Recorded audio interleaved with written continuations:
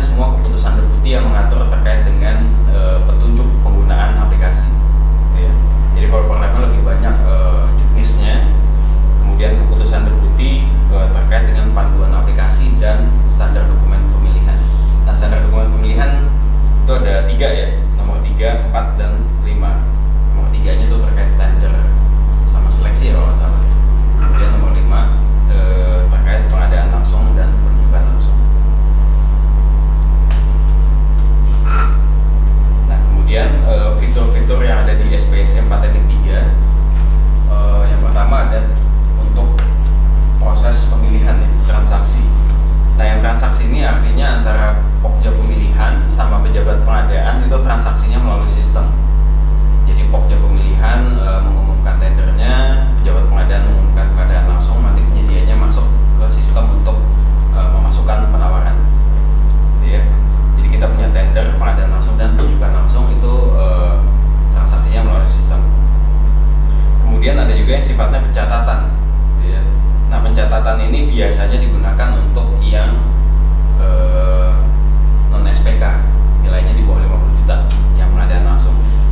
Kemudian ada penunjukan langsung kalau misalkan tidak sempat ditransaksikan lewat sistem, misalkan penyedianya juga belum punya user ID password, itu bisa dicatatkan hasilnya di dalam pencatatan. Terus untuk tender internasional, karena sistemnya juga belum support bahasa Inggris ya, jadi kita baru mau develop bahasa Inggris tahun ini, gitu ya. Jadi kita develop bahasa Inggris tahun ini, diharapkan nanti bisa support untuk tender internasional. Kemudian untuk pendaftaran penyedia juga nanti sedikit berbeda dengan pada umumnya. Kalau pada umumnya penyedianya harus datang ke LPSE, gitu ya. Nanti yang internasional itu tidak perlu datang ke LPSE, mungkin cukup email saja ke verifikator, menunjukkan akte, siup, nanti verifikator langsung menerbitkan user account untuk penyedianya. Nah, kemudian untuk yang pengadaan keadaan darurat, pengadaan dikecualikan, dan swaklola itu sifatnya pencatatan, gitu ya. Karena proses pemilihannya juga tidak semuanya ada proses pemilihannya Mas Andi. Jadi nanti ada yang persiapan pengadaan langsung berkontrak, tidak ada pemilihan, maka nanti hasilnya dicatatkan melalui sistem oleh PPK. Kemudian manajemen kontrak itu untuk SPPBJ, surat perjanjian, SSKK, DST, dan PAP. Kemudian yang terakhir, fitur yang paling besar ini juga integrasi dengan Sikap. Jadi penyedia bisa import data dari aplikasi Sikap. Kalau tadinya kan data penyedia itu tersebar di seluruh LPSE, gitu ya. Datanya juga bisa beda-beda antara satu LPSE dengan LPSE lain. Nah, kalau sekarang datanya dijadikan satu di aplikasi Sikap, sehingga nanti datanya bisa diimport ke seluruh LPSE seluruh Indonesia. Ada akte, izin usaha, pemilik pengurus, peralatan, pengalaman, SPT. Ini fitur-fitur besarnya ya. Kemudian lanjutan perubahan istilah karena ada Perpres 16 dalam jadi tender, kemudian istilah kecil lainnya. Kemudian persiapan pengadaan juga dilakukan oleh PPK. Kalau dulu dilakukan oleh Pokja pemilihan ya.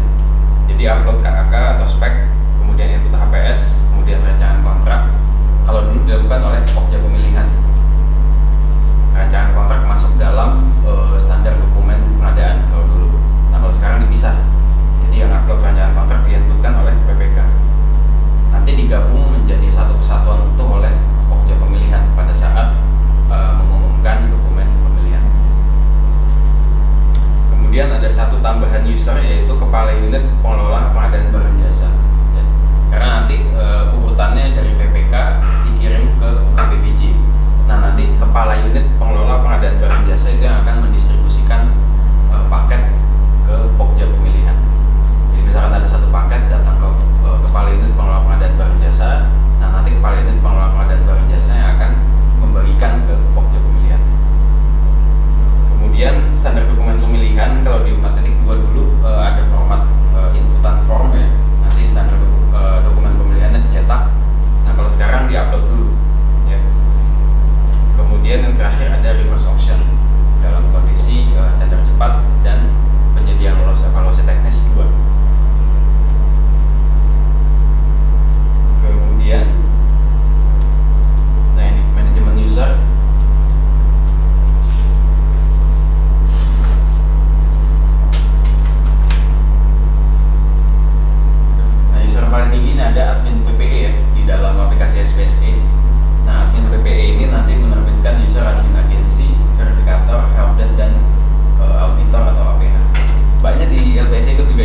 sebagai apa Mbak?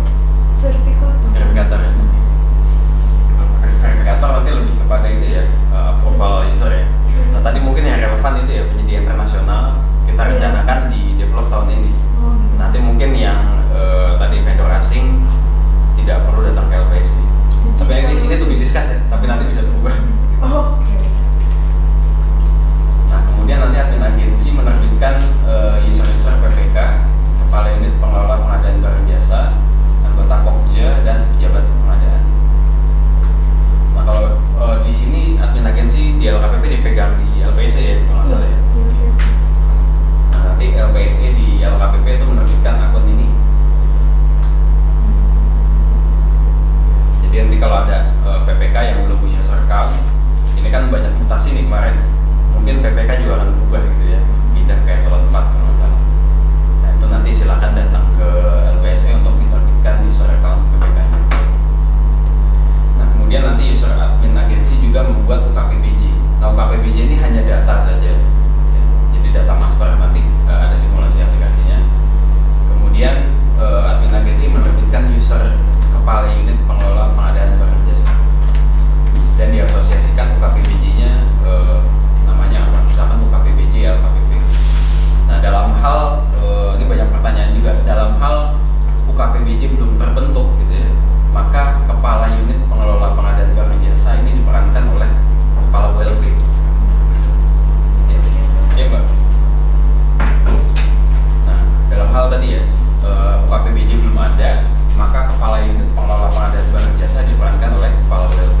Nah jadi di LKPP itu diperankan oleh Mas Gentong. Gitu ya. Kemudian user admin agensi juga menerbitkan user anggota Pokja pemilihan. Jadi anggota-anggotanya kemudian nanti yang membuat Pokjanya itu adalah user kepala unit pengelola pengadaan barang jasa gitu, yang membentuk kelompok kerja.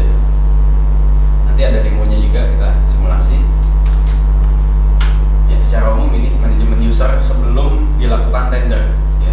Jadi sebelum dilakukan tender bikin user-usernya dulu, kemudian bikin data masternya. Nah, nanti kita lalui ya proses ini. Kita bikin usernya satu-satu, kita simulasikan. Karena di sini ada dari perwakilan LPSC ya, jadi nanti kita simulasikan sedikit yang terkait admin agensi. Kemudian, nah ini ya sedikit mereview terminologi yang ada di Perlab 9. Jadi ada perencanaan pengadaan, kemudian persiapan pengadaan dan persiapan pemilihan. Nah kalau ini semua tadi pagi sudah dilakukan ya di Zero. Ini dilakukan oleh PPK, tapi ditetapkan oleh PHKPA. Kemudian untuk persiapan pengadaan ini dilakukan oleh PPK nanti di dalam aplikasi SPC 4. Jadi review KK spesifikasi ini offline. Nah, kemudian melakukan pemaketan, input HPS, input rancangan kontrak, nanti melalui SPC 4.3. Kemudian setelah persiapan pengadaan dilakukan persiapan pemilihan oleh Pokja pemilihan melengkapi ini. Nah kemudian ini rangkuman matriks perbedaan antara Perpres 54 sama Perpres 16. Nah meskipun antara D1 sama D23 nih ada sedikit perbedaan ini kalau nggak salah yang di sini. Ya. Kalau kemarin diskus sama Pak Fadli kan menurut Pak Fadli ini harusnya masuk juga ya yang bagian sini. Harusnya di kuning juga. Tapi sementara yang ada di aplikasi seperti ini ya. Sementara nanti SPC 4.3 juga akan direview oleh Pak Direktur yang baru, oleh Pak Emin, untuk melihat matriks ini nanti di review gitu ya.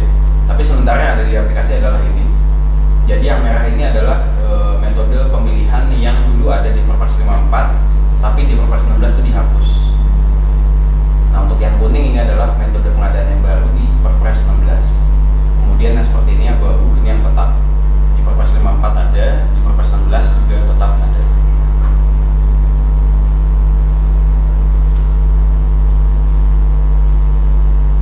Kemudian nanti akan kita simulasikan ini ya. Jadi pertama nanti mulai dari admin agensi, yaitu mengelola data pegawai, nanti mengelola data PPK, kepala unit pengelola pengadaan barang jasa, kemudian anggota Pokja pemilihan dan pejabat pengadaan, kemudian mengelola data UKPBJ. Jadi yang bertukar ini ya. kepala unit pengelola pengadaan barang jasa, bukan kepala UKPBJ. Kemudian nanti peran UKPBJ mengelola data pokja pemilihan. Jadi yang membentuk kelompok kerjanya adalah kepala unit pengelola pengadaan barang jasa. Kemudian nanti pada saat proses pemilihan dari PPK ke kepala unit pengelola pengadaan barang jasa, dia akan mendistribusikan pokja pemilihan yang akan melaksanakan proses pemilihan. Kemudian, nah ini peran PPK. Jadi mirip seperti yang di sirup ya. Peran PPK juga bertambah besar. Jadi input data paket, kemudian dihubungkan oleh PA, KPA. Di 4.3 juga nanti disesuaikan ya. Jadi kalau dulu kan di Perpres 54 sebetulnya PPK juga melakukan persiapan pengadaan, tapi yang masuk ke sistem itu adalah pokja pemilihan. Nah, kalau di 4.3 itu dikembalikan sesuai dengan ketentuannya. Jadi yang melakukan proses persiapan pengadaan tadi PPK juga, input KK, spek, dan KPS serta rancangan kontrak. Kemudian setelah melakukan persiapan pengadaan kirim ke UKPBJ nanti.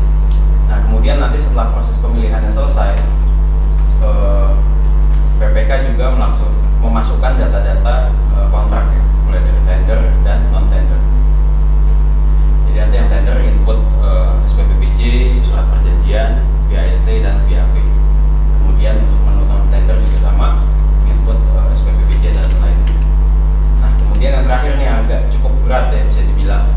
Jadi yang pengadaan langsung kecil-kecil tuh yang makan minum gitu ya. Ini juga perlu dicatatkan di dalam aplikasi nanti. Oke. Bebas nanti apakah nanti PPK mendelegasikan usernya kepada staf PPK gitu ya. Tapi nanti untuk kepentingan mana juga ini perlu dimasukkan ya. Jadi yang pengadaan langsung kecil-kecil makan minum itu nanti perlu diinputkan RUP-nya, kemudian nilai transaksinya dan tanggal transaksinya.